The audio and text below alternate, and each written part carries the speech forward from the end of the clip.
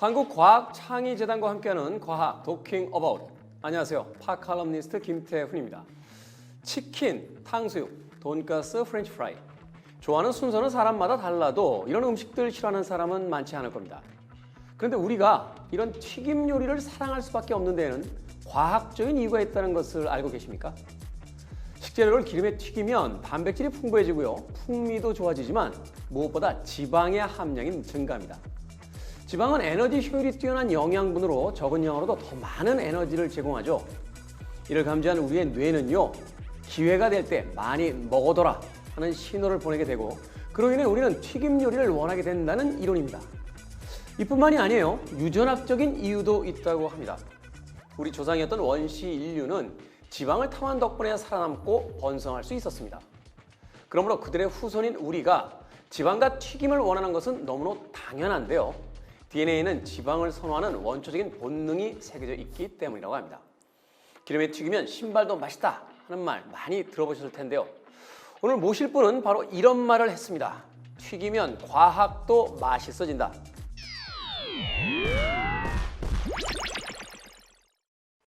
튀김 맛의 비밀을 풀기 위해 과학, 인문학, 사회, 역사, 문화 등의 다양한 시선을 통해 분석하고요. 겉바속촉에는 흥미로운 과학 원리가 숨어 있다고 말하는 튀김 애호가 국립과천과학관의 연구원이자 오늘은 책 튀김의 발견의 저자 임도원 작가님을 모셨습니다. 안녕하세요. 예, 반갑습니다. 임도원입니다. 반갑습니다. 자, 먼저 이 책에 대해서 개괄적인 이야기를 좀 여쭤보고 싶습니다. 예. 튀김의 발견이라는 제목을 달고 있어서 저는 처음 요리책인 줄 알았습니다. 근데 책을 읽어볼수록 요리책이기도 합니다만 한편으로는 예. 요리에 관련된 여러 가지 어떤 역사와 과학에 대한 이야기가 너무나 흥미진진하게 펼쳐져서 읽는 내내 입가에 미소를 띠고 굉장히 행복하게 읽었던 그런 기억이 있는데요. 책에 대해서 먼저 간략하게 좀 소개를 해주시죠. 요리책이기도 하고요. 사실 출발은 과학책으로 출발했습니다. 네. 제가 이제 직업이 과학자다 보니까 튀김을 한번 과학적으로 분석해서 왜 맛있는지, 그리고 사람들이 왜 튀김을 좋아하는지를 분석을 해보고 싶었는데, 그러다 보니까 사실은 과학만 가지고 튀김을 다 얘기하지는 못하겠더라고요. 튀김 안에 워낙 재밌는 얘기들이 많이 있거든요. 역사 얘기도 있고 문화 얘기도 있고 또 관련된 제가 전공인 과학 얘기도 있고, 그래서 한번 모든 것들을 한번 담아보자 해서 사실 튀김의 발견이라는 이름을 달았고, 그러다 보니 출판사에서는 고민을 하셨어요. 이게 요리책으로 놔야 될지, 과학책으로 놔야 될지, 역사책으로 놔야 될지. 사실 이제 네이밍이 굉장히 중요한 게 제목을 어떻게 다느냐에 따라서 출판사의 의도와는 다르게 이제 서점에서 분류가 달라지는 경우가 맞습니다. 생기죠. 네. 지금 그래서 과학책이기도 하지만 또 다양한 분야를 담고 있어서요. 저는 나름대로 개인적으로 굉장히 좋은 기회였습니다.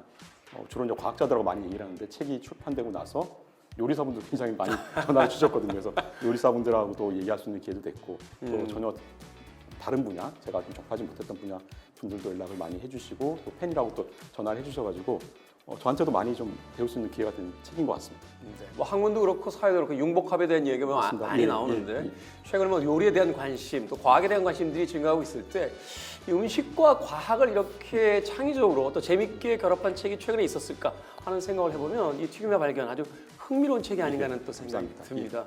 더군다나 그 추천사로 박찬일 셰프가 아주 장문의 추천사를 써준 걸 또 인상적으로 보기도 했습니다. 자, 이 책에 대해서 알고 나니까 궁금해지는 것이 이제 작가인 임두원님의 이제 전공과 현재 하고 있는 일에 대한 것입니다. 예. 고분자공학 박사 학위를 이제 가지고 계신데, 예, 고분자. 고분자공학이라는 게 뭡니까? 혹시 분자는 알고 계신가요? 분자는 알죠. 이제 물 말하자면 분자할 때 뭐 작은 그렇죠. 이제 분자를 세포를 얘기하는데, 이제 나누는 단위 하나로서 그렇죠. 이렇게. 예. 물질의 가장 기본 단위인데, 이 분자들이 연결되면 고분자가 되거든요. 그러니까 좀 큰 분자라고 보시면 되죠. 큰 그러니까 분자. 작은 분자가 뭐 작게는 수천 개 아니면 수백만 개가 결합이 돼서 길다란 실처럼 만들어진 게 고분자거든요. 네.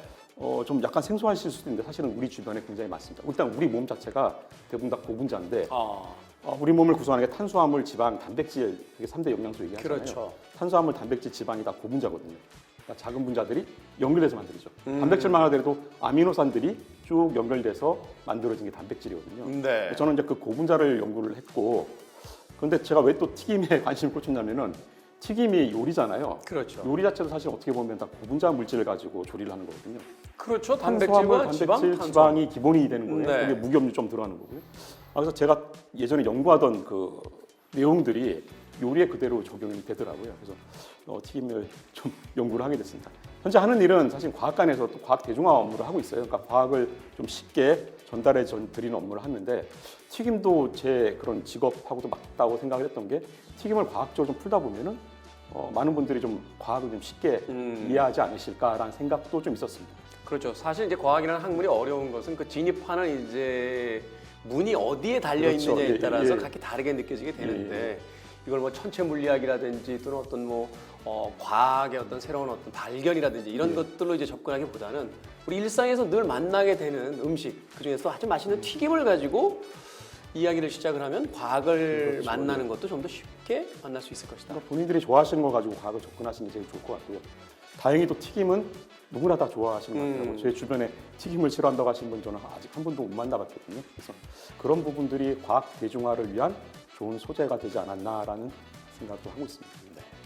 근데 이 책의 이제 서문을 보게 되면 단지 튀김을 좋아하시고 또 예. 과학을 일반인에게 좀 더 쉽게 설명하기 위해서 튀김을 소재로 선택하신 것만은 아닌 것 같아요. 개인적인 분명한 또 어떤 동기가 있으시다고 이야기를 동기가. 하셨는데. 예, 사실은 저희 그 장모님이죠. 저희 처가댁에서 튀김집을 좀 오래 했습니다. 아, 튀김집 중에서 돈가스 일본식 돈가스. 돈가스 집을 한 20년 정도 지금 운영을 해오고 계시는데 사실 제가 결혼할 무렵에 개업을 준비를 하셨고 네. 그때 제가 좀 관여를 조금 이제 발을 담근 거죠. 가서 이제 저도 튀김을 좀 배우기도 하고 좀 도와드리기도 하면서 튀김이 굉장히 좀 익숙한 제 요리 과제가 됐고 그렇게 20년 동안 좀 하다 보니까 어느 순간 튀김이 저한테 또 운명적으로 다가온 거죠.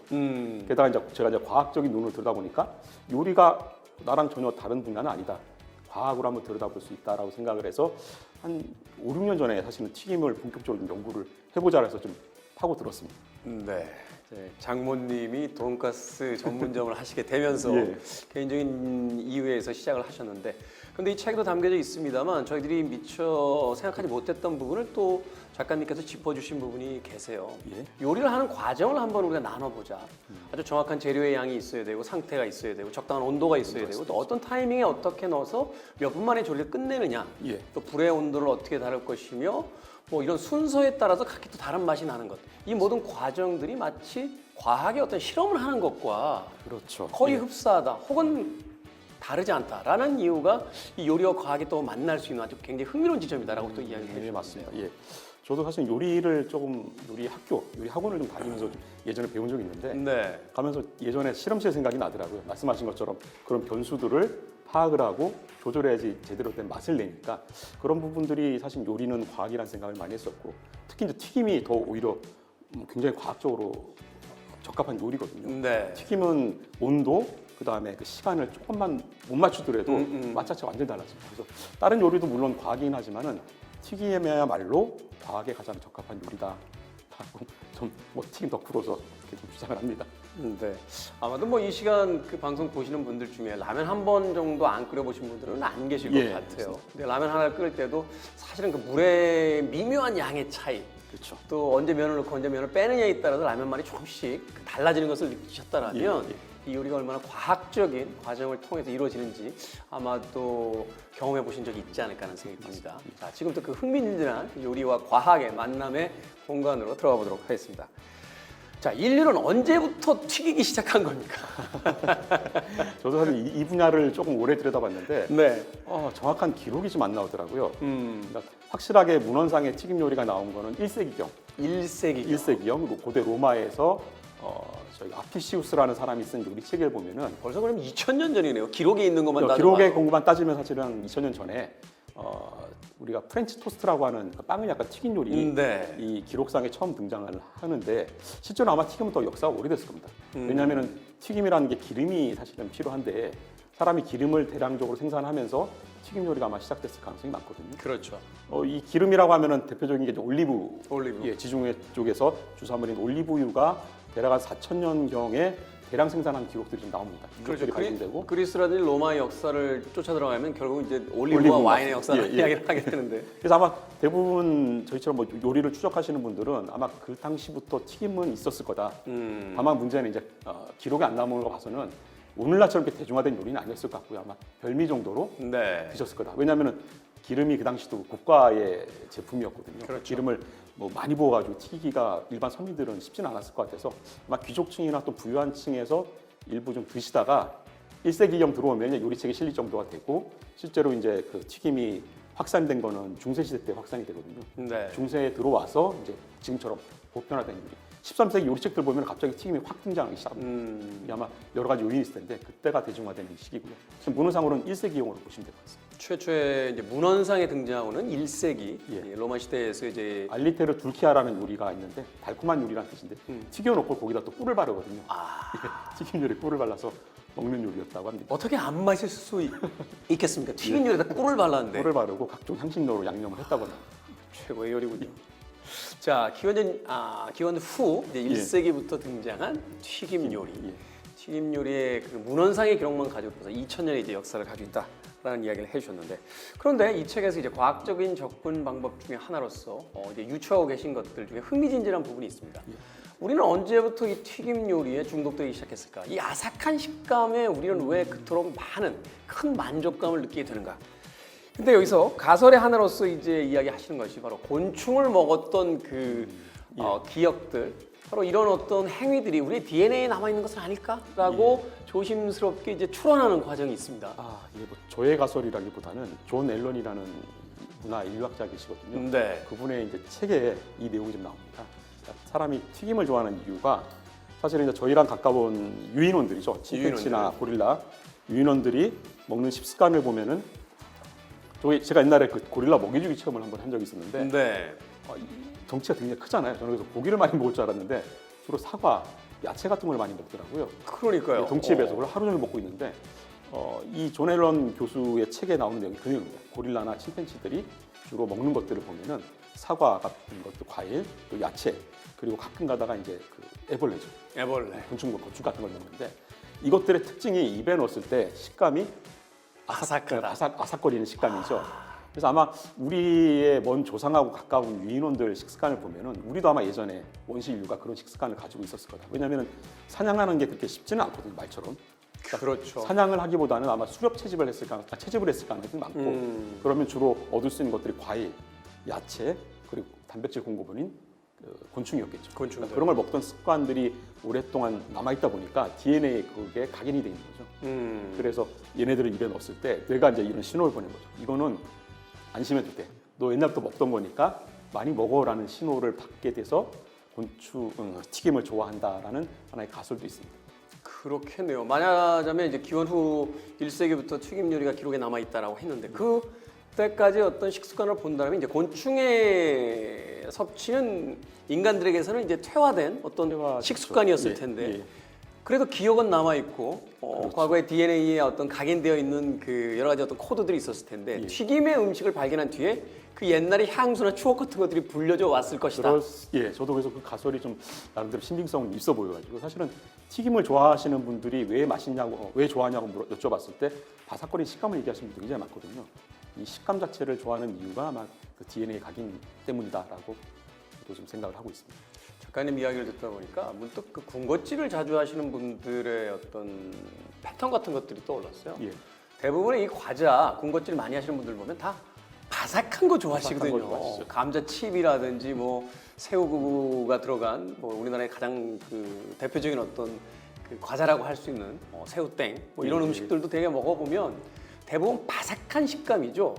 우리가 간식으로 먹는 그 과자들 중에 눅눅하다거나 그렇게 뭐랄까 그 쫀득쫀득한 것들보다는 주로 이제 바삭거리는 식감의 어떤 간식들을 많이 먹게 되는데 맞습니다. 이런 것도 말하자면 이제 연관지어진 어떤 기억이라고 볼 수 그런 있겠네요. 기억이라고 볼 수 있을 것 같아요. 뭐 이거 여담이긴 하지만 사람들이 그 초원 되게 좋아하잖아요. 골프장 같은 데 가면 마음이 편해진다고 하는 게 우리 인류가 아마 그 곤충 먹고 이제 유인원하고 갈라져서 원시 인류가 될 때 살았던 환경이 그 초원 사바나 시대였었거든요.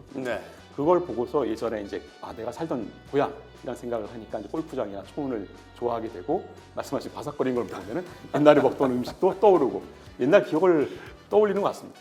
그렇군요. 집에서는 바삭거리는 튀김을 먹거나 과자를 먹고 시간이 되면 자꾸 넓은 초원으로 가고요. 골프를 치러 나가려고 하는 사람들의 어떤 특징이 어쩌면 DNA에 각인되어 있는 과거의 기억으로부터 유래된 것이 아니겠느냐 라고 이야기를 해주셨습니다. 자, 이 튀김의 종류에 대해서 좀 여쭤보도록 하겠습니다. 일단은 이 튀김이다 보니까 주 재료가 이제 기름입니다.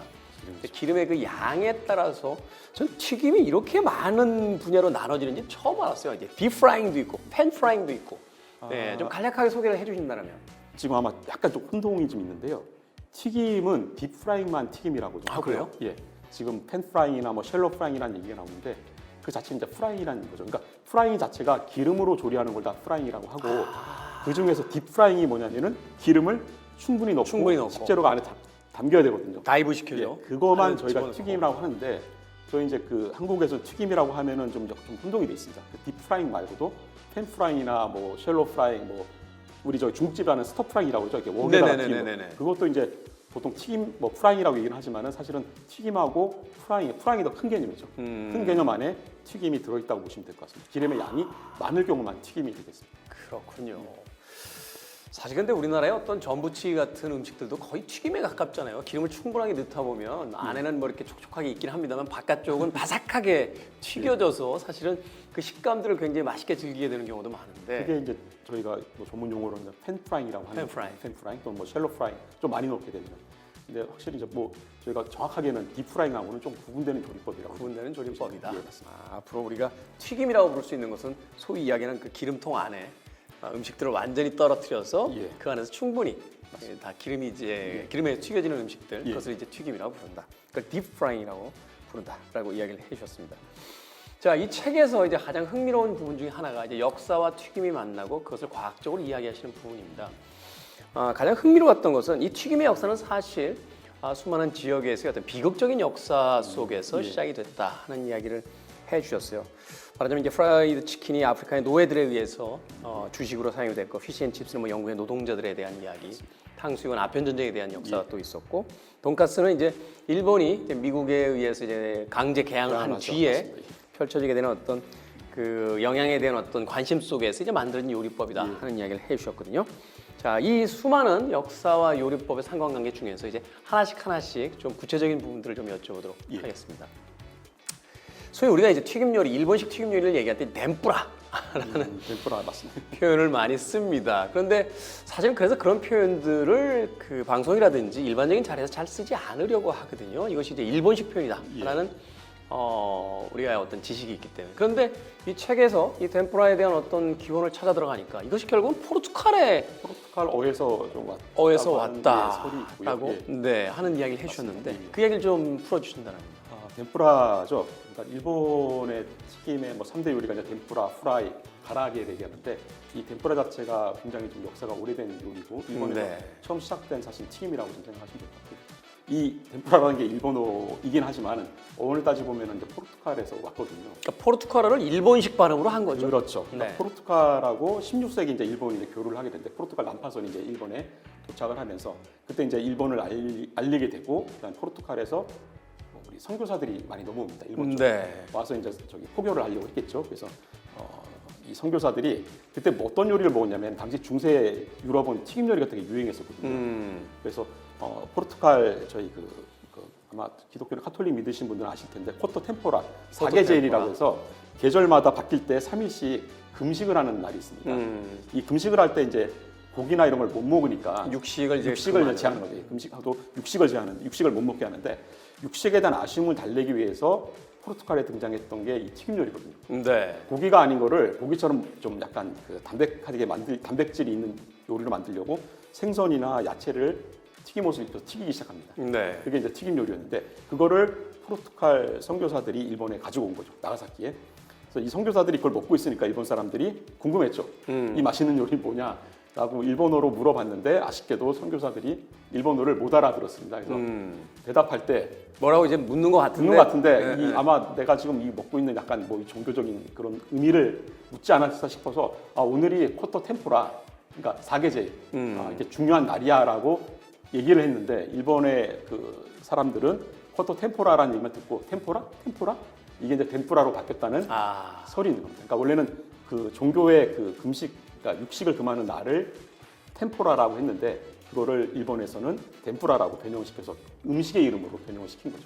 우리가 흔히 분식집 가서 먹게 되는 뭐 오징어 튀김이라든지 뭐 이렇게 고구마 튀김 이런 것들을 이제 템포라라고 볼 수 있는 건가요? 템포라라고. 그렇죠. 덴뿌라라 볼 수 있죠. 그러니까 서양식하고 일본식이 조금 다른데 포르투갈식 우리 템포라라고 지금 사실 템포라 아니고 페이시뉴 다 오르타라고 네. 정원 속에 페이시뉴 다 오르타 정원에 있는 작은 물고기, 그러니까 작은 물고기 모양으로 튀겼거든요. 네. 그러니까 정원에서 캔 그 콩깍지, 그러니까 콩 꼬투리 네네. 또는 야채 같은 것들 튀겨서 만든 요리인데 이게 사실은 조금 템푸라랑 다르게 튀김옷이 좀 두껍고 좀 오래 튀깁니다. 우리 템푸라는 사실은 수분 내 튀기는데 그렇죠. 얘는 굉장히 오래 튀기다 보니까 튀김옷이 조금, 두꺼우면 또 오래 튀게 되죠. 좀 오래 튀겨야 되니까 좀 기름지기도 하고 조금 약간 의미는 좀 다릅니다. 그러니까 서양에서 얘기하는 그 템푸라하고 우리 일본식 템푸라는 좀 다르죠. 그렇군요. 그런 커뮤니케이션에 또 미스가 있을 수 있었겠네요. 그러니까 예. 일본인들은 순수하게 뭘 먹고 있으니까 그 뭐야? 뭘 먹는 거야? 라고 물어봤는데 예. 호교 활동의 진심이었던 포르투갈 신부들은 이 음식은 말이야 우리가 고기를 못 먹는 어떤 종교적인 날에 하면서 자기들의 어떤 종교를 이제 설파하려고 하다 보니 예. 그런 어떤 미스커뮤니케이션에 의해서 이제 코토 템포라라는 것이 이제 예. 템푸라라고 하는 하나의 일본식의 학설입니다. 예. 물론 이것이 뭐 완전히 증명된 것은 아니겠습니다만 예. 뭐 그럼에도 불구하고 어떤 뭐 발음이라든지 어원의 어떤 유래를 이렇게 찾아본다라면 그냥 신빙성 있는 또 이야기가 되지 않을까. 이게 어원 따지면 사실은 또 포르투갈어로 그 성당, 이 성당을 템플로라고 하거든요. 그러니까 거기서도 사실 어원이 비슷해서 거기서 왔다고 주장하시는 학자분들도 계시고요. 그것도 뭐 비슷한 어원이네요. 예. 그 결국 신부들이 템플로. 먹던 예. 음식이니까. 예, 맞습니다. 신부들이 저기 템플로에서 먹으니까 이게 템프라라고 했다는 학설도 좀 있습니다. 네. 그렇다면 돈까스는 어떻습니까? 우리나라의 돈까스와 또 일본의 돈카츠는 다른 음식이다라고 또 이야기를 하셨고 예. 또 돈카츠라고 하는 일본의 그 음식에는 일본의 또 그 비극적인 역사의 이야기가 또 담겨져 있다라는 이야기를 또 책에 써주시기도 예. 하셨는데요. 예. 돈카츠라는 부분이 이제 일본식은 돈카츠, 그러니까 저의 뭐 기준입니다. 네. 그러니까 국내 지금 한국에 팔고 있는 것들은 돈가스라고 하죠. 표준어로 돈가스 또는 뭐 돼지고기 너비튀김이라고 또 부르기도 하는데 네. 이게 좀 약간은 좀 다르죠.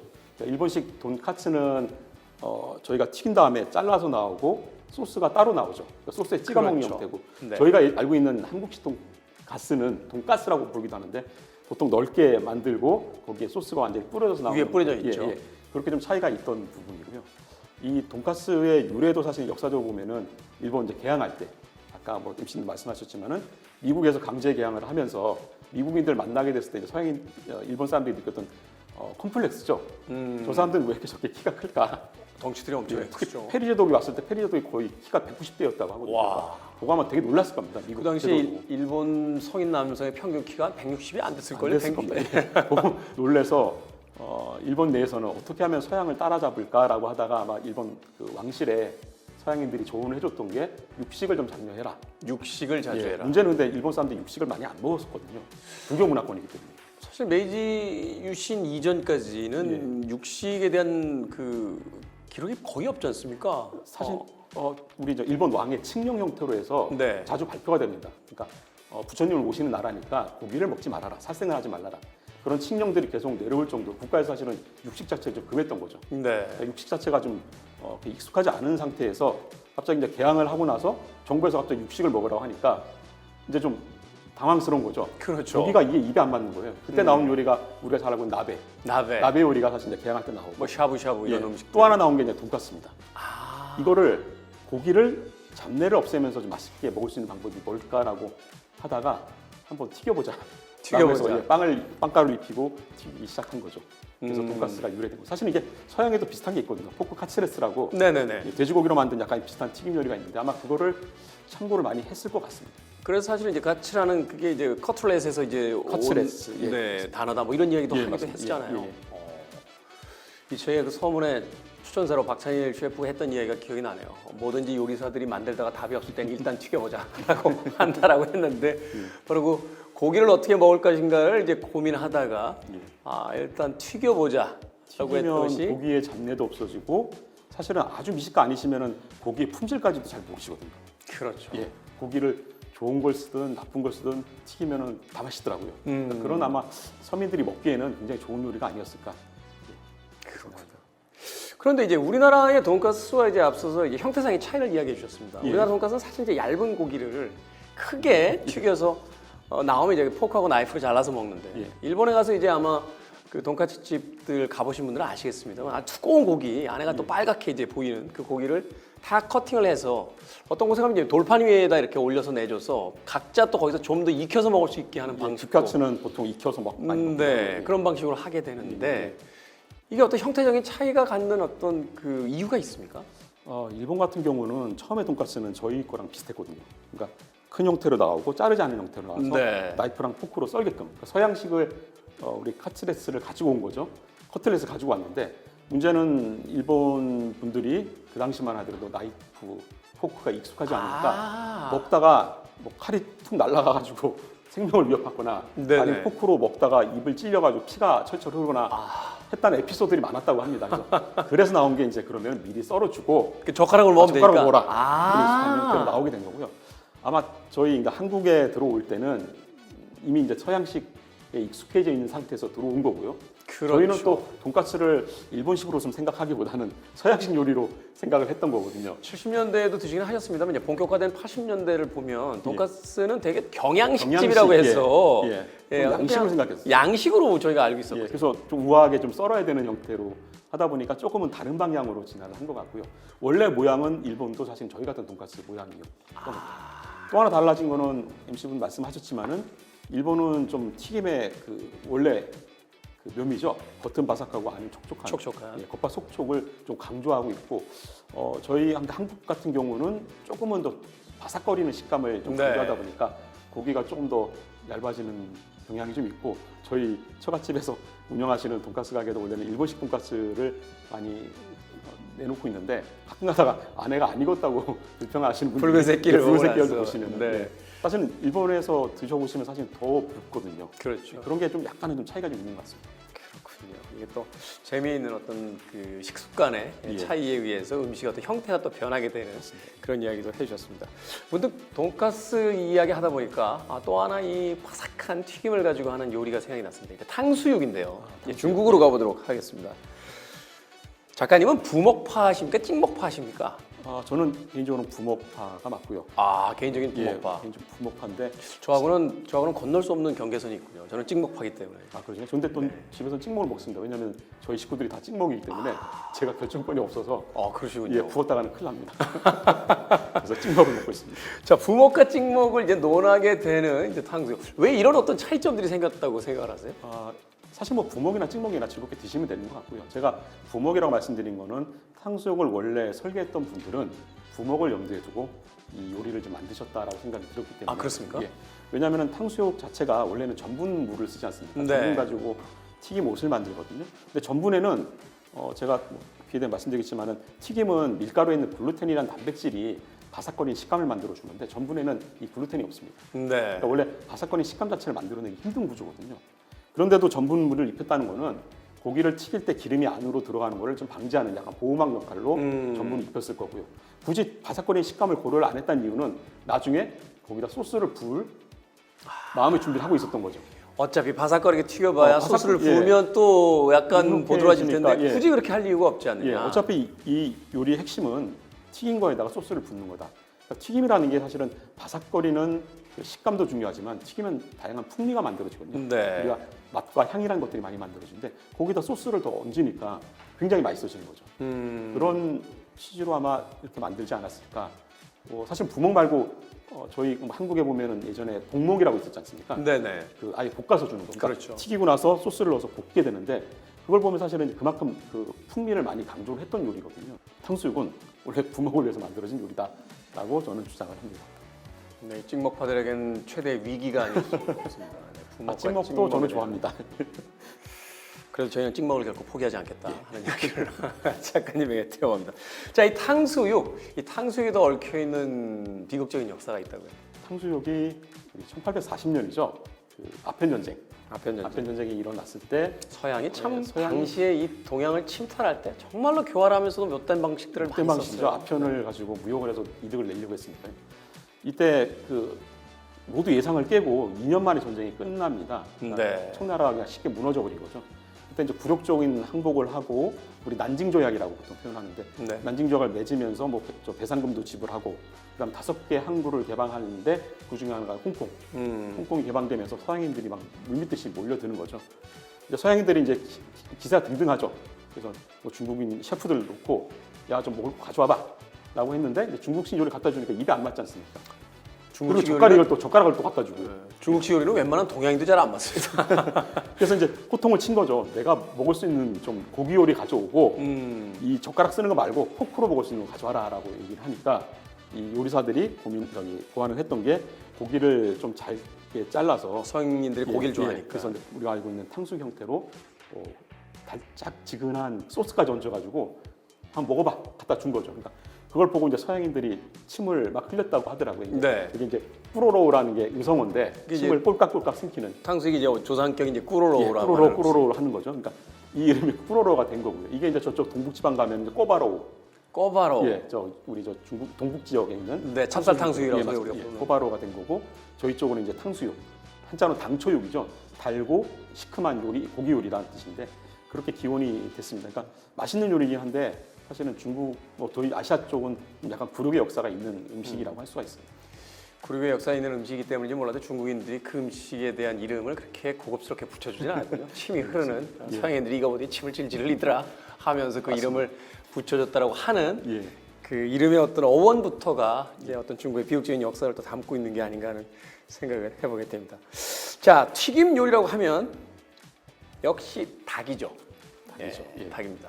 우리가 누굽니까? 치맥의 민족 아니겠습니까? 맞습니다. 예, 치맥이라는 것이 소위 대표적인 K푸드로 전 세계를 휩쓸고 있다고 하는데 떡볶이와 치맥으로 이제 K푸드를 이제 많이 알렸는데 최근엔 이제 기생충을 통해서 이제 짜파구리라든지 예. 혹은 오징어 게임 때문에 한국인들만 보면은 다들 뽑기를 해달라, 달고나를 해달라 하는 서양인들이 지금 늘어나고 있다고 합니다. 자, 그 대표적인 요리 중에 하나가 바로 튀김의 왕이라고 하는 이제 치킨입니다. 치킨. 근데 이 치킨이 뭐 그 이전에도 그 튀기는 요리는 많이 있었습니다만 소위 이제 미국을 중심으로 해서 이제 보편화되고 많은 사람들이 즐기게 된 데는 흑인 노예 역사가 있다 하는 이야기를 책에서 담아주셨습니다. 예, 당시 그러니까 대항해 시대죠. 유럽인들이 우리 대서양을 통해서 많이 진출할 때 그 무역 형태 중에 하나가 삼각무역이라고 해서 네. 배를 타고 이제 공산품을 싣고 아프리카 가서 흑인 노예들하고 네. 공산품을 교환하죠. 교환하고. 총이나 뭐 이런 거 교환하고 흑인 노예들을 싣고 이제 이쪽 중미 아메리카 대륙 쪽으로 올라가서 또 바꿉니다. 거기 이제 뭐가 있었냐면 유럽에서 그 플랜테이션 농장이죠. 사탕수수라든지 커피를 많이 재배하고 있었는데 그 물자들하고 노예를 교환한 거죠. 사람을 사실 이제 물건처럼 교환을 하게 되는데 이때 이제 흑인들이 이 아메리카 대륙에 많이 건너오게 됩니다. 근데 이 흑인들이 뭐 밭에서 일을 하시는 분들도 있었지만은 또 일부는 이제 백인들 농장의 셰프로 요리를 또 했겠죠. 근데 이제 서양인들이 그러니까 유럽인들이 이 고기 요리를 먹는데 특히 닭 요리를 튀기는 요리 먹는 게 아니고 주로 오븐에 구워서 먹었다고 합니다. 그렇죠. 오븐에 구워 먹으면 주로 이제 뭘 먹냐면은 살이 많은 가슴 요리를 많이 먹거든요. 가슴 뭐 가슴, 다리, 예, 다리 칠면조 요리라든지 그런 다 걸 주로 이제 부분들. 먹고 살이 없는 뼈, 뭐 날개 같은 것들은 사실 이제 부산물은 버리게 되는데 이 버린 것들을 노예 흑인들한테 준 거죠. 이거 너 갖다 먹어라. 라고 하니까 이제 흑인들이 그걸 가지고 어떻게 먹을까라고 고민을 하다 만든 게 튀김 요리. 튀김 요리다. 프라이드 치킨이죠. 왜냐하면은 당시 아프리카도 튀김 요리법들이 이미 전수가 되어 있었고 또 하나 아프리카 요리 특징이 향신료를 굉장히 많이 쓰거든요. 네. 그래서 닭을 튀기면서 향신료를 뿌린 거죠. 음, 우리 KFC 보면 뭐 11가지 비밀 양념이라고 그렇죠. 하는데 그 비밀 양념이 사실 아프리카에서 온 향신료들이거든요. 이렇게 닭을 튀기게 되면 장점이 일단 열량이 높아지니까 장시간 노동을 견딜 수도 있고요. 칼로리가 올라가니까요. 그다음에 우리 모카바튼 있던 데가 주로 이제 남부 쪽이지 않습니까? 네네. 주로 덥잖아요. 더운데 이 음식을 보관하기에 튀김 요리가 오래 보관할 수 있는 장점도 있고요. 그렇죠. 이게 기름에 튀기거나 부친 요리들이 오랫동안 보존성이 보관하죠. 생기니까. 또 하나 좀 약간 슬픈 얘기긴 하지만은 바싹 튀기거든요. 원래는 바싹 튀기게 되면 뼈를 씹어 먹을 수가 있습니다. 그러니까 살 말고 뼈를 먹어야 되니까 목뼈를 줬는데 거기는 살만 발라 먹어서 안 되니까 아예 튀겨가지고 뼈까지 오도독 씹어 먹기 위해서 고안된 게 지금 말하는 KFC, 켄터키 프라이드 치킨의 역사가 되겠습니다. 작가님 이야기 들으니까 제 몸에도 흑인의 피가 흐르는지 모르겠습니다. 저는 치킨 닭날개 바삭하게 튀긴 그 뼈까지 오독오독 씹어 먹는 걸 제일 맛있게 먹는데 거기 또 그런 어떤 그 슬픈 역사가 있군요. 살이 별로 없는 부위들을 노예들에게 주니까 노예들 입장에서는 그걸 어떻게든 열량을 높이고 또 끝까지 다 먹어야지만 되니까 그것을 바짝 튀겨서 그것을 먹게 됐다. 남부지방이기 때문에 고온 다습했기 때문에 이제 음식이 보관도 상하는 되고, 것은 예. 사실 우리나라의 그 전 문화가 왜 이렇게 명절 때 유래됐냐라고 여쭤봤더니 그 전통 음식 하시는 분들이 그런 이야기를 하시더라고요. 지금은 뭐 당일 생활권이 됐지만 과거에는 시댁이라든지 친정에 왔다 가려면 며칠씩 시간이 걸렸기 때문에 이 길 떠나는 아들 혹은 며느리들에게 음식을 줄 때 이게 기름에다가 이걸 말하자면 이제 부쳐놔야 며칠씩 가도 음식을 상하지 않았다. 그래서 이 부침개 음식이 굉장히 명절 음식으로서 많이 사용됐다 하는 이야기를 하던데 서로 그런 어떤 음식의 또 역사가 이제 아메리칸 또 흑인들에 대한 또 슬픈 역사를 가지고 있다. 슬픈 요리긴 한데 사실은 바로 이제 또 백인 주인들한테 또 인기를 끌었거든요. 이렇게 맛있는 예, 것이 맛있는 거 얘네만 하면서. 먹냐라고 하면서 네. 이제 백인 주인한테 식탁에도 사실 올라가게 됐고 사실 지금 이제 미국을 대표한 요리가 됐죠. 그렇죠. 아프로 아메리칸에 의해서 시작이 됐다 하더라도 오늘날 튀긴 닭 요리는 미국을 대표하잖아요. 미국 상징하죠. 예. 그 유명한 KFC라고 하는 커널 샌더스의 그 맞습니다. 유명한 동상이 세워져 있는 그 프랜차이즈가 전 세계를 지금 석권하고 있다라도 과언이 아닌데. 그렇다면 이야기 나온 김에 KFC는 어떻게 이것을 백인들의 대중적 요리로서 일반화시키기 시작했는지. 사실 그 이전까지 2차 세계대전 전까지는 미국의 백인들이 그렇게까지 닭 요리를 선호하지는 않았다는 얘기를 들은 적이 있고. 그러니까 지금처럼 이게 뭐 선풍적인 인기, 특히 이제 세계적으로 퍼져나가지는 않았던 이유 중에 하나가 닭을 튀기는 게 아까처럼 뭐 뼈까지 먹으려고 바싹 튀겼는데 이제 그 정도까지 안 해도 이제 가슴살도 튀기곤 하는데 튀기는 요리를 할 때 예전의 닭들이 우리가 보통 요즘 그런 표현 써도 되는지 모르지만 좀 어린 닭들 요즘 저희는 어린 닭들을 쓰지 않습니까? 30일 정도 키워서 뭐 6호, 뭐 7호 예, 이렇게 뭐 쓰죠. 네네. 연한데 사실 예전에는 조금 뭐 한 달, 뭐 많게는 뭐 몇 년 동안 기른 닭들을 요리로 썼거든요. 그렇죠. 충분한 키우고 9호, 나서 10호 이렇게 커진 닭. 커진 닭들을 쓰다 보니까 문제는 이제 좀 질긴 거죠. 튀기면 더 질겨집니다. 그렇죠. 튀김 더 튀기면 더 질겨지죠. 질겨집니다. 그러니까 좀 인기도 없기도 하고 식당에서 또 튀김 요리를 주문하면은 굉장히 또 오래 걸리거든요. 준비하고 뭐 조리 당분간 자체가. 30분 이상씩 서빙 시간이 걸리니까 많이 확산이 못 되다가 우리 커넬 샌더스가 개발한 게 우리 그 압력솥 같은 튀김기를 발명을 하십니다. 그게 1966년도거든요. 이 압력솥에 튀기게 되면은 물은 보통 100도씩 끓는데 압력솥 안에서는 한 120도 이상에서 끓거든요. 네. 그러다 보니까 이 속살을 100도 이상으로 끓일 수가 있는 거죠. 그러니까 육질이 굉장히 부드러워집니다. 좀 더 고온으로, 이제 고온으로 조리를 할 수 수가 있으니까. 있게 된 거죠. 그래서 고온으로 하다 보니까 육질이 좋아지고 고온이니까 또 조리 시간이 단축이 되죠. 그렇죠. 예전에 뭐 30분 정도 서빙이 걸렸는데 이 캐널 샌더스의 조리 식당에 가면 뭐 10분 안에 나오더라. 요리가 나오니까. 이게 사실상 패스트푸드가 사실 시작이 된 거죠. 그러니까 대량 생산이 가능해졌고 빨리 보급할 수도 있고 맛까지 좋으니까 이제 KFC가 미국 전역으로 퍼져나가게 되고 이게 이제 전 세계적으로 확산되는 거죠. 그러니까 우리 프라이드 치킨을 사실상 산업화로 이끄신 분은 커넬 샌더스가 시초다라고 말씀드릴 수 있을 것 같습니다. 제가 어떤 특강 가서 그런 이야기 한 적이 있어요. 전 세계에서 가장 위대한 위인은 누굴까? 뭐 나폴레옹일까, 링컨일까, 아니면 이순신 장군일까? 근데 위인의 기준이라는 것이 전 세계마다 다른데 공통된 기준이 하나 있다. 그건 뭐냐면 동상의 숫자다. 그런 의미에서 본다면 전 세계에서 가장 위인은 커널 샌더스가 커넬 아니겠느냐. 샌더스 맞습니다. 전 세계 어디 가거나 자신의 동상을 가지고 있으니까. 사실 커넬 샌더스가 KFC 창업은 하셨지만은 회사 자체는 또 딴 데 대기업에 넘기시거든요. 그렇죠. 그리고 본인이 이후에 이제 은퇴하시는데. 자선 사업 같은 걸 많이 하신 예, 걸로 제가 알고 하시는데 있는데. 근데 넘길 조건 내에 그 인수한 회사가 인수하지만은 당신 동상을 계속 세우겠다라고 조건을 달았다고 그러더라고요. 그만큼 굉장히 미국 사람들한테 사랑받는 분이었던 거죠. 네. 그렇군요. 오늘날 전 세계 인류가 이렇게 튀긴 닭을 좋아하게 된 데는 그 미국의 한 요리사의 어떤 헌신이 있었기 때문이다라고 이야기를 해주셨습니다. 자, 오늘 튀김 이야기, 바로 이 튀김의 발견이라는 책을 통해서 우리가 가장 좋아하는 튀긴 음식들에 대한 이야기를 계속해서 나누고 있는데요. 이 음식 빠뜨리고 가면 아마 뭐라고 하실 겁니다. 바로 라면입니다. 라면. 네. 라면이 튀긴 음식이라는 거 아시는 분들 그렇게 많지는 않더라고요. 그런데 면을 이제 기름에다 바삭 튀겨서 그것을 이제 물에다가 스프와 함께 이제 끓이는 음식으로서 우리들에게는 이제 서민 음식의 대표이자 꼭 서민 음식의 대표라기보다는 별미처럼 이제는 또 즐기시는 분들이 굉장히 많은데 예. 자, 라면은 어떻습니까? 이 라면의 역사에도 어떤 얽혀 있는 과학과 역사의 이야기들이 있습니까? 라면도 그러니까 사실은 라면 그러니까 정확히 말하면 인스턴트 라면이죠. 인스턴트 라멘. 인스턴트 라멘. 예. 네. 라멘은 이제 저희 뭐 국수처럼 이제 면을 만들어서 이제 끓이는 과정이고 인스턴트 라멘, 그러니까 우리가 라면이라 부르는 것들은 면을 튀기죠. 보통 면이라고 하면 주로 겉면을 많이 드시잖아요. 네. 면을 만든 다음에 밀가루 반죽해서 면을 뽑고 공기 중에 이제 건조를 시키는 과정인데 이건 겉면을 한 번 더 기름에 튀깁니다. 튀기게 되면 여러 가지 장점들이 좀 등장을 하거든요. 일단 앞서 들려주신 것처럼 보관이 용이하다. 보관이 용이하죠. 그거 하나 알겠네요. 예, 또 하나는 또 이제 그 튀기는 과정에서 안에 구멍들이 많이 생기거든요. 네. 다공질 구조라고 많이 하는데 바삭거리는 식감도 그 다공질 구조 안에 구멍이 많이 생기면서 물었을 때 바삭 예, 부서지는 바삭하게 소리가 바로 부서지죠. 거기서 나는 예, 거군요. 맞습니다. 예. 아. 그래서 면을 튀기게 되면 마찬가지로 면도 그런 바삭거리는 식감을 가지는 구멍들이 생기는데 이 구멍 속으로 뜨거운 물이 들어가면서 조리 시간이 단축이 되죠. 아, 그렇겠네요. 보통 겉면은 넣으면 한 10분 정도 삶아야 되는데 이 라면은 한 3, 4분 정도면 충분히 삶아지게 되죠. 그러니까 뜨거운 물과 닿는 면적이 늘어나는 거예요. 표면적을 넓혀주는 거죠. 예, 그렇게 하면서 했던 거고요. 사실 이제 그렇게 한 이유 중에 하나가 이제 일본에 2차 세계 때 패망을 하면서 미국한테 이제 구호물자 받은 거죠. 저희 이제 6.25 전쟁 끝나고 구호물자 받듯이 네. 밀가루를 받았는데 일본 사람들이 이제 밀가루가 익숙하지가 않았던 거죠. 많이 소비가 안 되는 겁니다. 쌀에 익숙해지기 때문에. 이제 중국 사람들은 모르겠습니다. 한국하고 일본 사람들은 사실 면에 그렇게 면에 익숙하죠. 밀가루에 이렇게 익숙한 지가 얼마 안 됐잖아요. 맞습니다. 네. 그래서 사실 개발한 게 안도 모모코라는 대만계 일본인인데 이분이 이 남아도는 밀가루를 어떻게 좀 소비를 할까라고 생각하다가 튀기는 요리를 한번 길 가다 보고 우연히 영감이 떠올랐다고 하더라고요. 면을 한번 튀겨보자. 박찬일 셰프 이야기가 맞군요.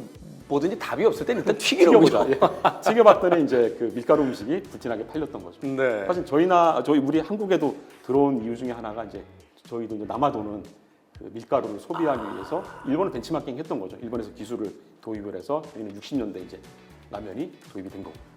그러네요. 저희도 초등학교 다닐 때 70년대를 생각해 보면 그때는 뭐 하루에 한 끼는 꼭 밀가루 먹자. 이거 혼분식 한 거. 혼분식 해야 되고 도시락 검사하고. 도시락 이렇게 열어가지고 쌀만 있으면 막 맞습니다. 혼나고 예, 맞습니다. 막 예. 그랬던 어떤 기억이 있는데 70년대, 80대 초반까지 어떤 그런 풍경들이 지금 맞습니다. 예. 기억이 예. 나는데 예.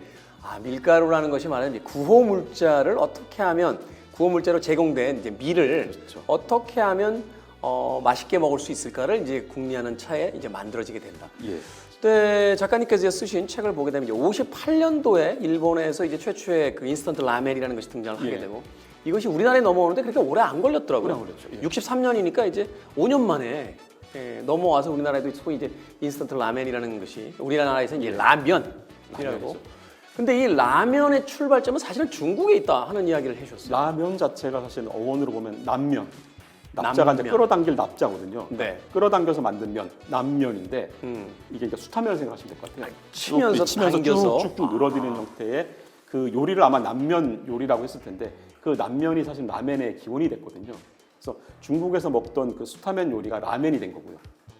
그 다음에 그 라멘에 인스턴트 형태의 튀김이 들어가면서 라면이 된 거죠. 네. 그러니까 어원은 거슬러 올라가면은 결국 중국에서 건너온 면 요리에서 아마 기원이 됐을 거다. 숯하면에서 그렇게 추정을 하고 있습니다.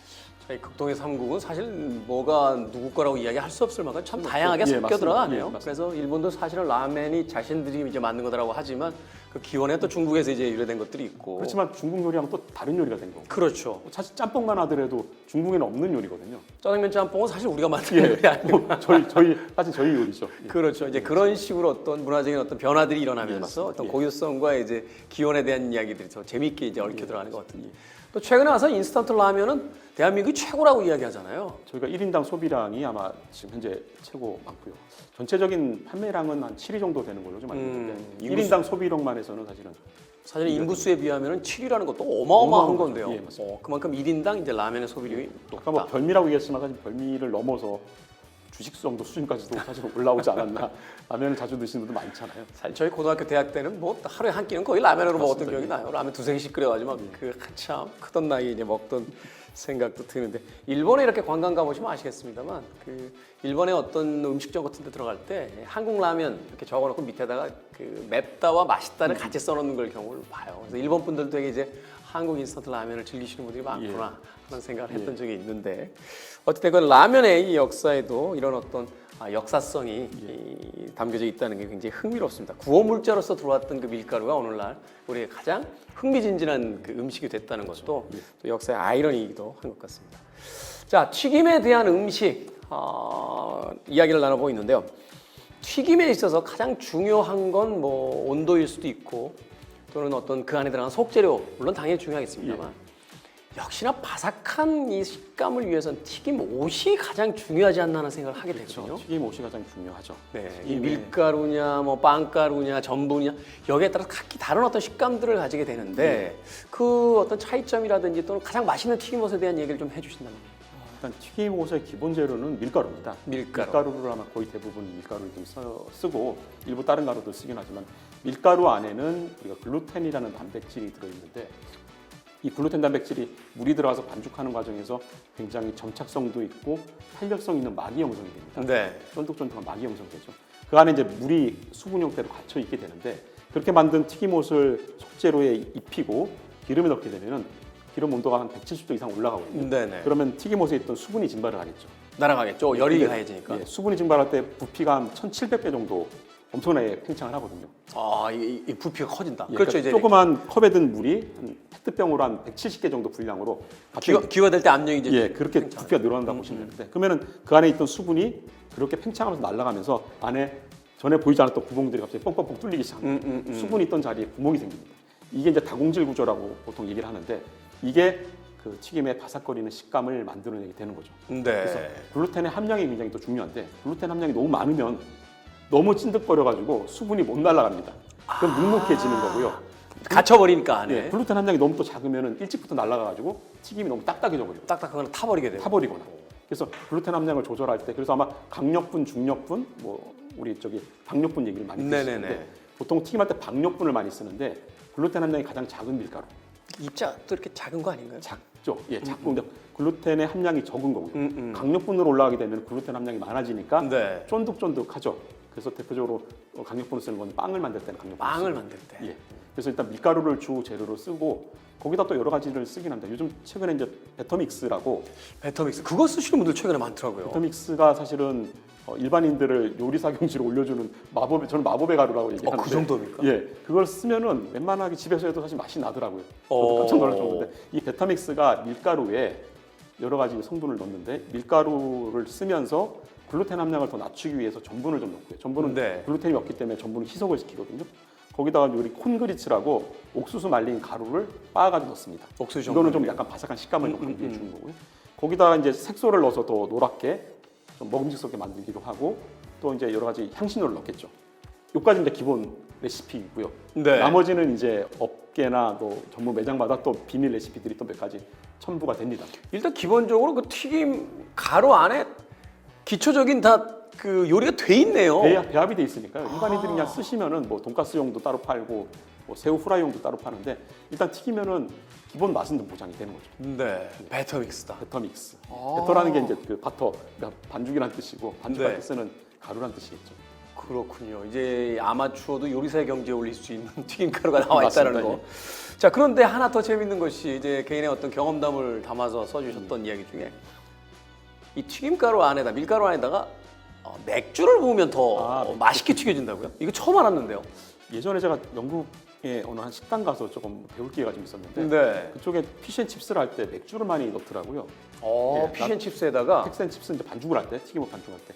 그래서 그 역할에 대해서 물어보니까 이제 그 아까 다공질 구조 만들 때 왜냐하면 맥주에는 알코올이 들어가기 때문에 이게 또 온도가 조금만 높아지면 다 증발해 버리거든요. 아 그렇죠. 낮은 온도에서도 날라가죠. 그러니까 반죽에서 아까 수분이 날아가기도 하지만은 알코올이 날아가기도 하니까 구멍이 더 많이 생기는 거죠. 그래서 일찍부터 구멍이 막 생기겠군요. 일찍부터 구멍이 더 많이 생기는 거죠. 그래서 더 바삭한 식감을 강조할 수 있는 장점이 있고 또 맥주 자체에 또 향이 또 있으니까 네. 그 풍미가 또 튀김옷에 입혀지기도 하고 또 하나는 맥주 자체 색깔이 좀 노란색이죠. 그러네요. 이게 튀김에 좀 약간 그 노릇노릇한 튀김 자체의 색을 만들어내기도 하고 그런 요인 때문에 맥주를 씁니다. 그래서 저희 뭐 한국에서도 일반 그 튀김 전문점에서 맥주를 쓰시는 집들도 꽤 있는 걸 알고 있거든요. 그렇군요.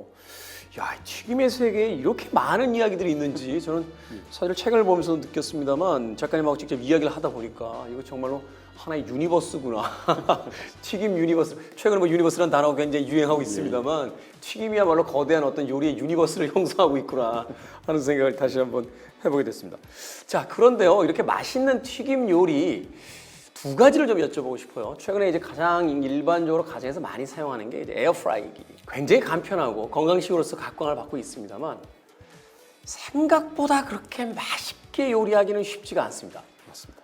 그리고 두 번째로 사실은 이제 집에서 해주는 어머니의 손맛이 들어간 요리가 대부분의 그 바깥에서 사실 상업화되어 있는 요리들보다는 훨씬 더 재료도 좋은 걸 쓰시고 조리도 열심히 해주시기 때문에 더 맛있는데 이상하게 튀김 요리만큼은 바깥에서 먹는 게 더 맛있거든요. 이 튀김 요리에 얽혀 있는 이 두 가지의 이야기 이게 제가 느끼고 있는 감각이 맞는 건지 좀 설명을 해주시죠. 맞습니다. 예. 일단 뭐 뒷부분부터 말씀을 드릴게요. 튀김은 보통 저도 이제 번할 때 집에서는 하지 마시라. 집에서는 아무리 해도 사실 전문점을 따라가기 힘들거든요. 아까 뭐 왜 그러죠? 베터믹스나 이런 걸 쓰면은 어느 정도는 그래도 맛은 기본적으로 보장이 되지만 네. 튀김 전문점에서 느꼈던 그런 바삭거리는 그 극강의 그 식감들을 느끼기 힘든 이유 중 하나가 온도 조절입니다. 온도 조절. 예.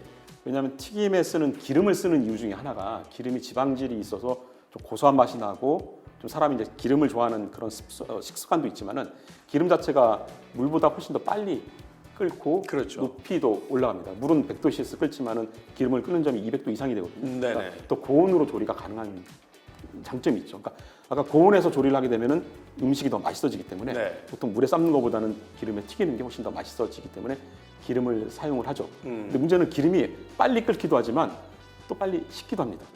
그러니까 그렇죠. 네. 기름을 끓여놓고 거기다 식재료를 막 넣기 시작하면 특히 이제 초보자분들은 어떤 실수하시냐면은 빨리 먹고 싶은 마음에 막 집어넣으시죠. 그러면 바로 그냥 바로 집어넣으면 집어넣을 때마다 온도는 1도, 2도, 3도 쭉쭉 떨어져거든요. 그러니까 최적의 온도는 170도인데 잠시 후에 온도 보면은 150도까지 떨어져 있는 거죠.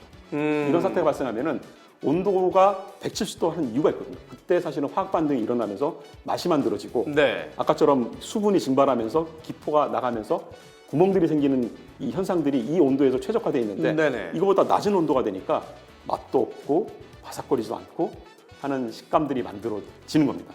근데 전문점은 이게 가능한 게 온도 조절이 가능한 게 화력이 일단 세죠.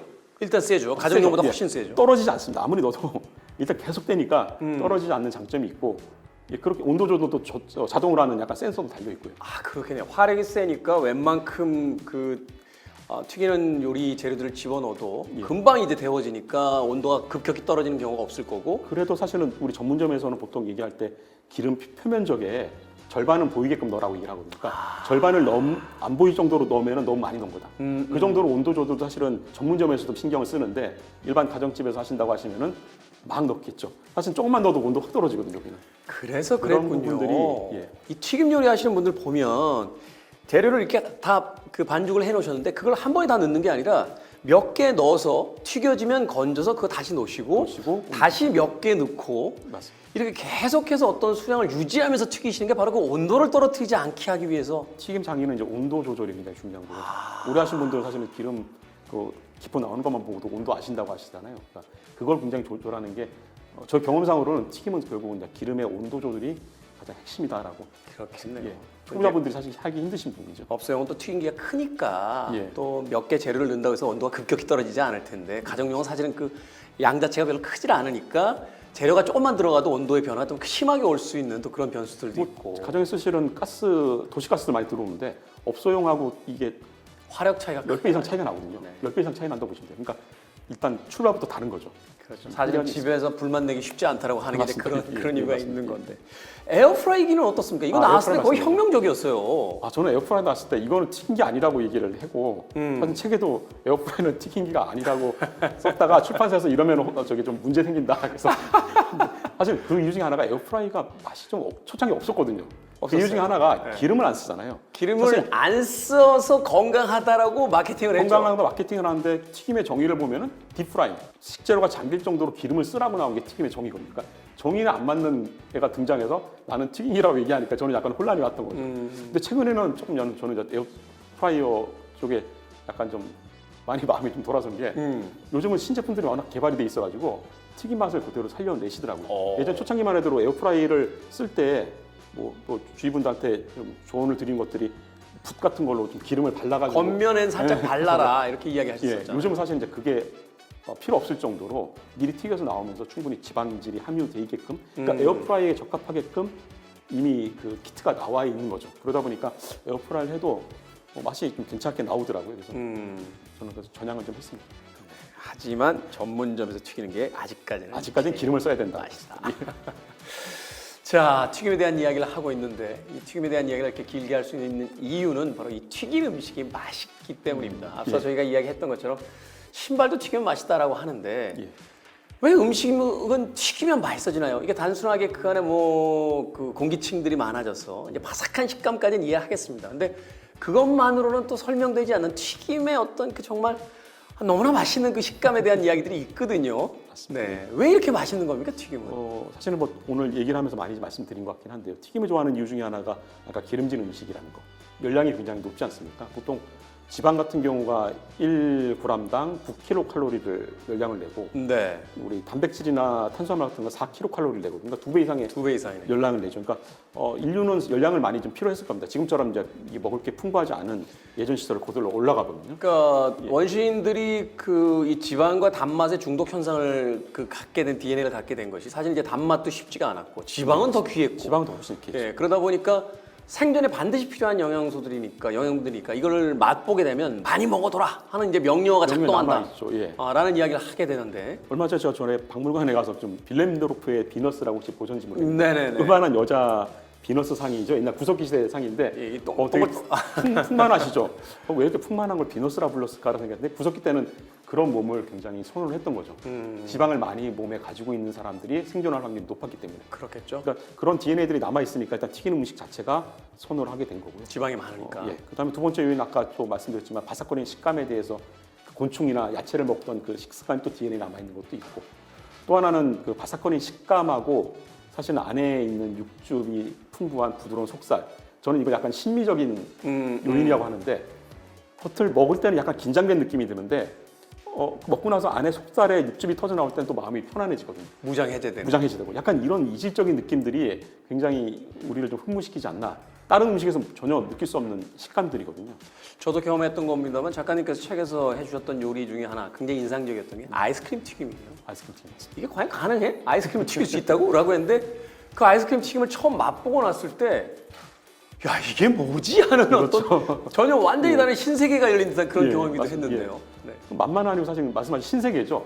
약간 긴장돼 있다가 갑자기 확 풀리는 느낌. 네. 그걸 사실 중독이 되기도 하는데 저도 그래서 아이스크림 튀김을 가장 좋아하는 튀김 중에 하나죠. 굉장히 신기하죠. 그러니까 기름에 넣는데 안에 아이스크림은 녹진 않고 겉만 바삭하게 되는 것들. 그러니까 이게 튀김이 굉장히 과학적인 요인인데 이 겉을 둘러싼 튀김 옷이 약간 보호막 역할을 하기 때문에 기름이 안으로 침투를 못하는 거죠. 그러니까 아이스크림은 생존을 하면서 겉은 바삭하게 만들어주는 거. 이렇게 좀 과학적으로 접근한 요리가 튀김이 거의 유일하지 않을까 좀 싶습니다. 굉장히 과학적인 요리죠. 아주 좋은 고급 스테이크를 할 때 센 불에다가 겉면을 바로 익혀서 예. 안에 그 육즙을 가둬버리는 이런 형태들처럼 예.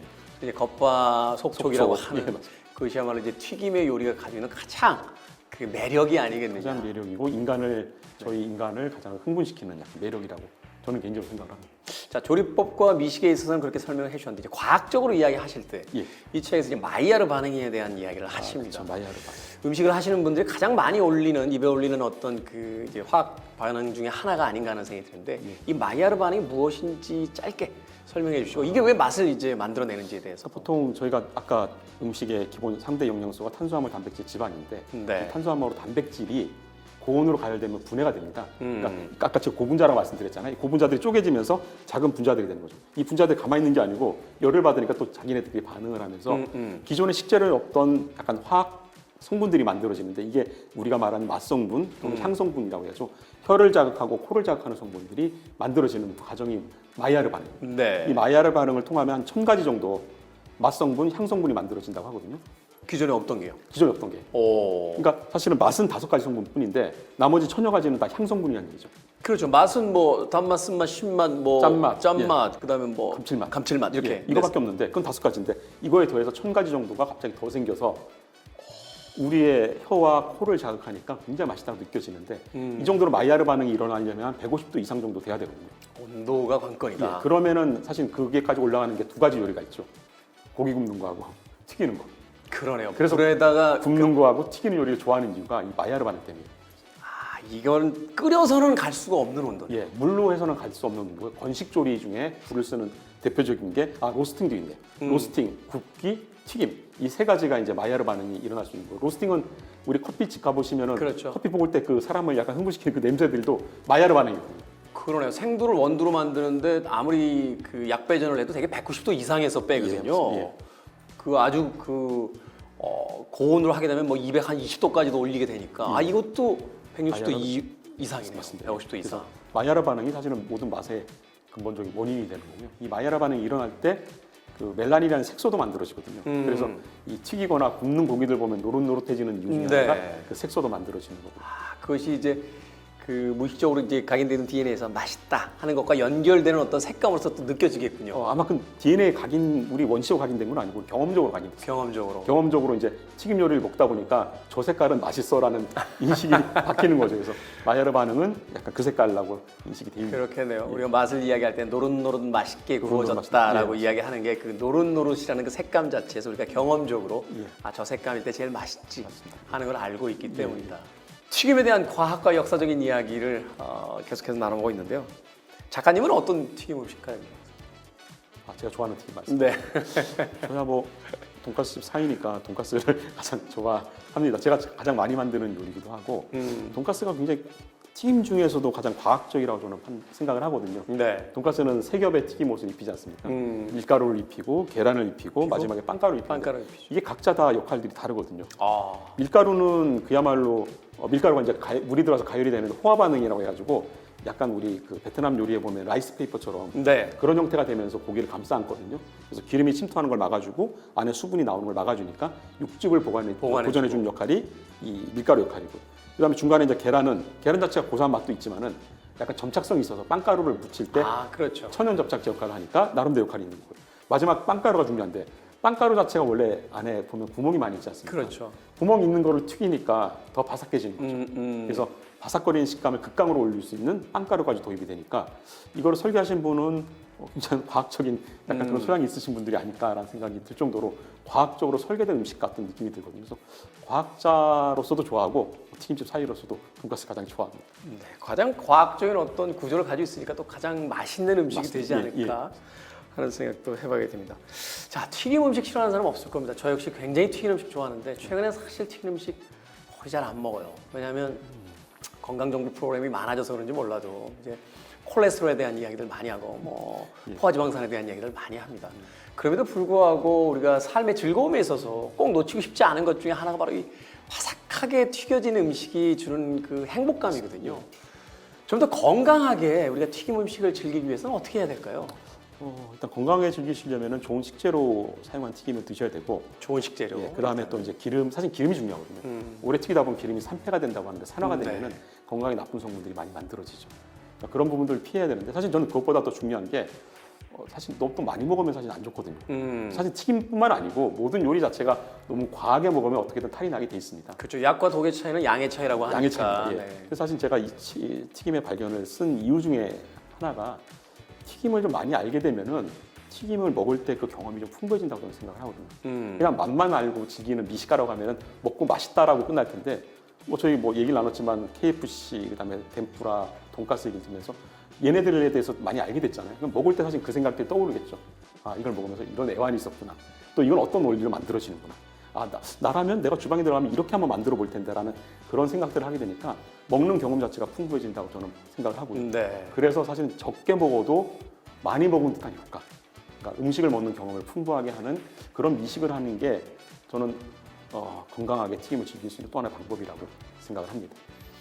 단순하게 혀끝으로만 느껴지는 맛의 세계가 아니라 그 이야기를 알고 우리가 그것을 경험하게 됐을 때 얻게 되는 정신적인 포만감인데 그것이야말로 어떤 과식보다 훨씬 더 음식에 대한 좋은 경험들을 많이 남겨주는 것이 아니겠느냐. 많은 만큼 보인다고 했는데 아는 만큼 맛있게 먹을 수 있다라고 이야기를 해주신 것 같습니다. 자, 마지막으로요. 우리가 과학과 친해질 수 있는 것은 바로 시작은 호기심이 아닐까 하는 생각이 듭니다. 우리가 무엇인가를 맛있다 해서 그쳐버렸다면 오늘 작가님이 이야기하신 이 튀김의 발견에 대한 여러 가지 이야기를 듣지 못했겠죠. 그런데 이건 왜 맛있을까? 튀긴 것은 왜 더 맛있을까에 대한 어떤 호기심이 있었기에 우린 끊임없이 그 이야기들을 찾게 됩니다. 보통 어른이 되면요. 다른 어떤 각박한 일상 때문인지 몰라도 이 호기심을 잃기 마련인데 작가님 보니까 아직도 자신의 전공 분야가 아닌 부분에 있어서도 이렇게 왕성한 호기심을 가지고 또 이렇게 재미있는 책을 또 만들어 주셨습니다. 그 여전한 호기심의 비결 오늘 가시기 전에 마지막으로 저에게 좀 들려주신다면. 호기심은 사실은 자기가 전공하는 분야 외에 좀 눈을 넓힐 때 좀 생긴다고 생각합니다.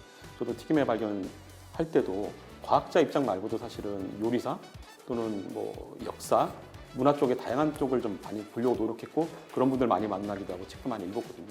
그런 걸 통해서 사실은 호기심을 많이 좀 유지를 하거나 좀 생기는다고 생각을 했습니다. 호기심을 느낄 수 있는 것, 유지시킬 수 있는 것 좀 다양한 분야에 대한 관심이다라고 말씀 좀 드리고 싶습니다. 네. 예전에 교황 바오로에서 그런 이야기를 했다고 하더군요. 교회 바깥에도 진리가 존재한다라고 이야기를 했다고 하는데 내가 알고 있는 분야가 아닌 다른 분야에도 수많은 재미있는 이야기들과 세상을 이해할 수 있는 그런 단어들이 존재를 하고 있으니까 그것을 읽으려고 노력해보는 것 그것이야말로 예. 호기심의 출발점일 수 있겠다라고 이야기를 해주셨습니다.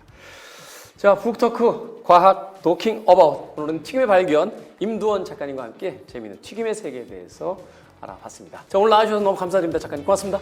감사합니다.